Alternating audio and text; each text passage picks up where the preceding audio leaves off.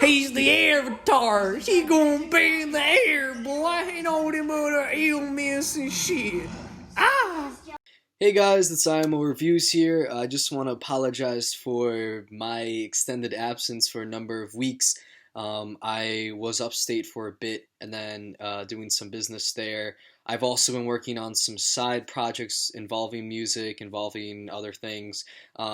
And to be honest, quarantine's been getting to me a little bit, especially with the recent murder of George Floyd, which I've been very mad about. I've been online fighting with people about the issue, just trying to defend, I guess, my friends who are black and just black people in general, and really support Black Lives Matter. So in this video, I'm going to leave in the description a couple of links of sources that you can go to find information about how you can support the Black Lives Matter movement, because it's something that's very important to me and very important to a lot of us. So again, I'm sorry about my absence, but as promised, we're going to talk about this new Charli XCX album, How I'm Feeling Now. And normally, I probably would have like skipped this album and just went to like, I don't know, the new Run the Jewels or something, but I have a lot of really good, interesting points to make about the sound of this album.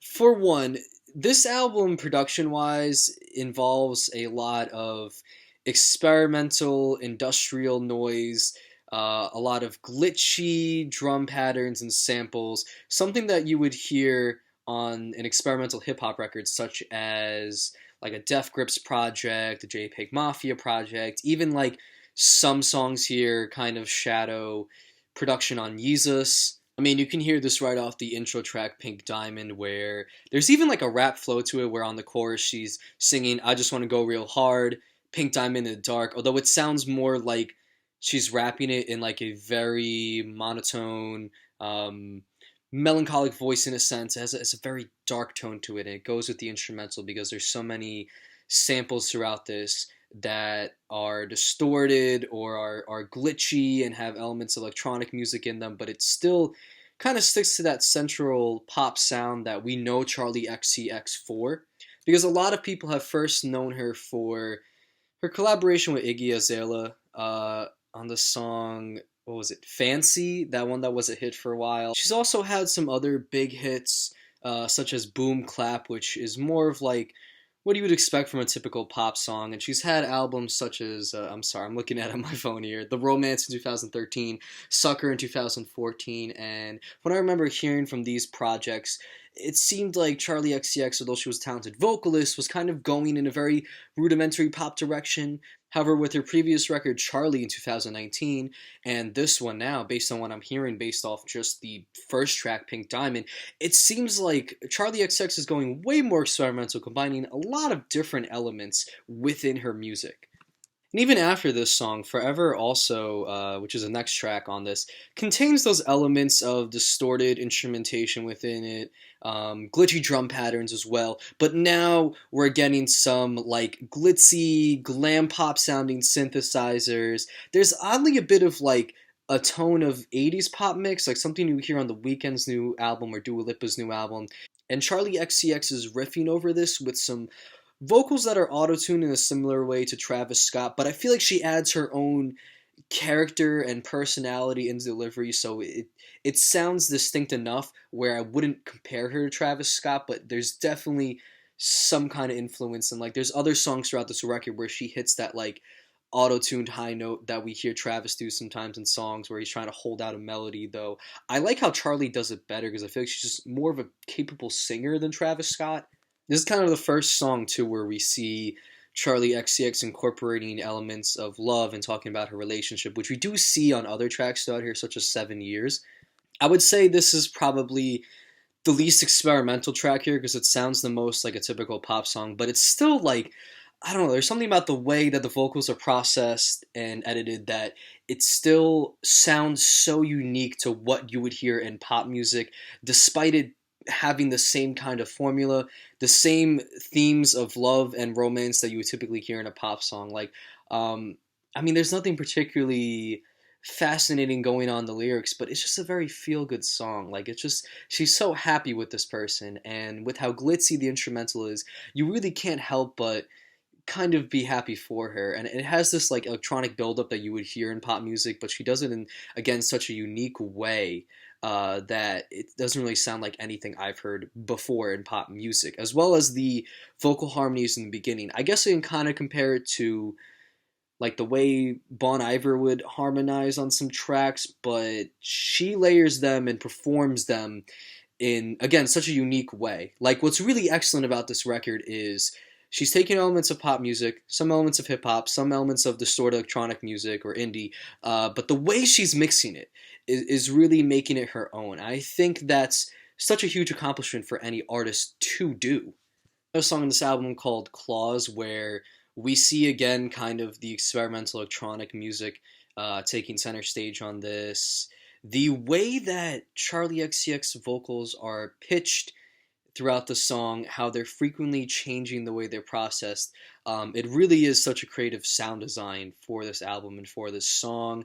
The lyrics, again, are nothing too, like, mind-blowing. I mean, the hook is just Charli XCX going, I like everything about you. But the way she does it, which is much better than how I did it, the way she does it, it's so catchy. Like, I really can't help but find myself just walking around my house, like, singing it. I think she just really has this knack for having such experimental and mind-blowing instrumentals, but yet such simple, catchy songwriting, which is a great combination if you're trying to do like an experimental pop album.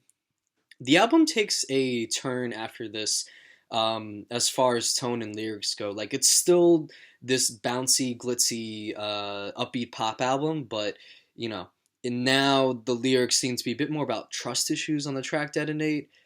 She's talking about in the chorus, she says, hurt me, know you hurt me, I'm about to detonate, pull you close, and then I'll be gone. As if, like, I don't know, it seems like she really wants this love that she was describing in the first two tracks, but now she's not sure if she can trust herself or the other person. Like, in the post-chorus, too, she's saying, I don't trust myself at all, why should you trust me? I don't trust myself alone, why should you love me? Kind of questioning why she has this relationship.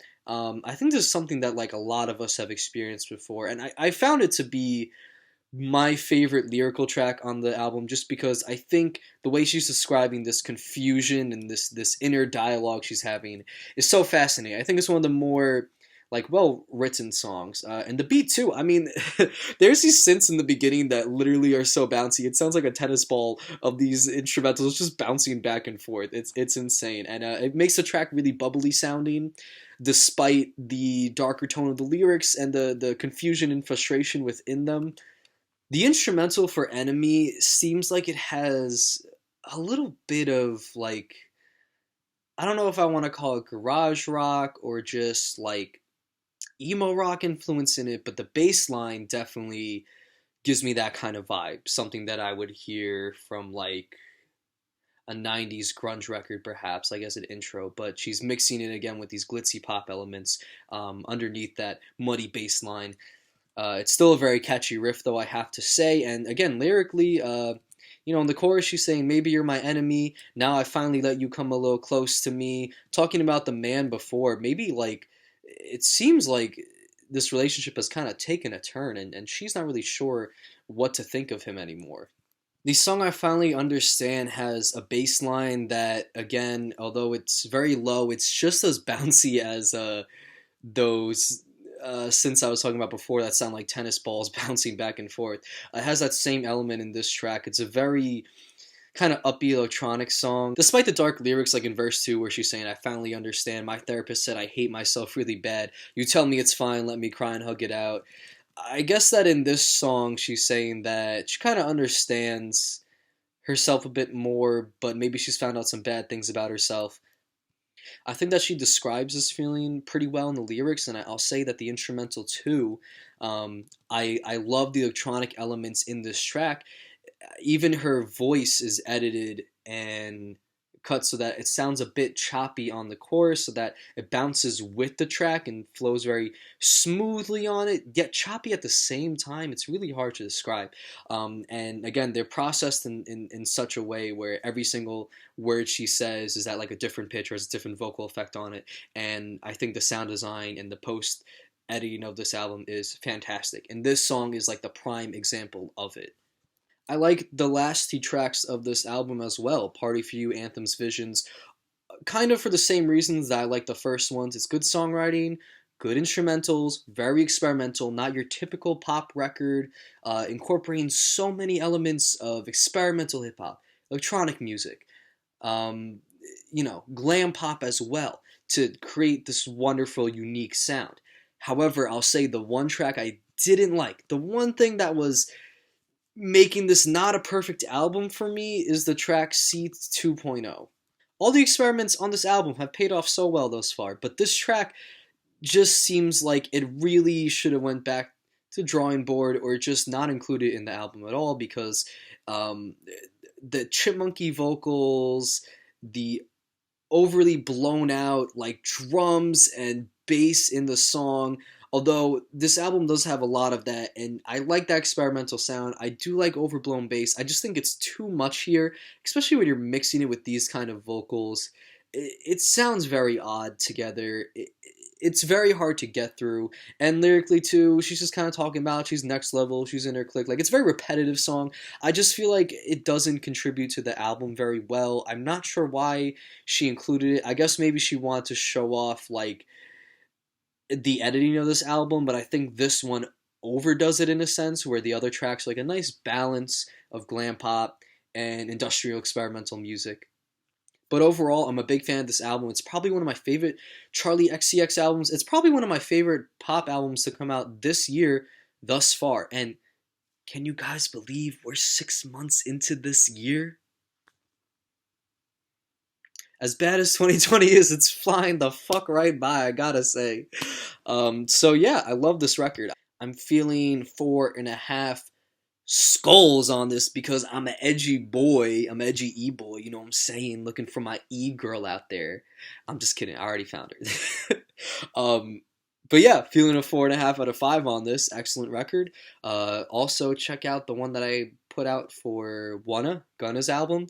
And also in the bio, check some descriptions to support Black Lives Matter. I really encourage you guys to do so. It's a huge movement that is very necessary and has been for so long. So thank you. Keep fighting the good fight. Black Lives Matter. And I appreciate you all.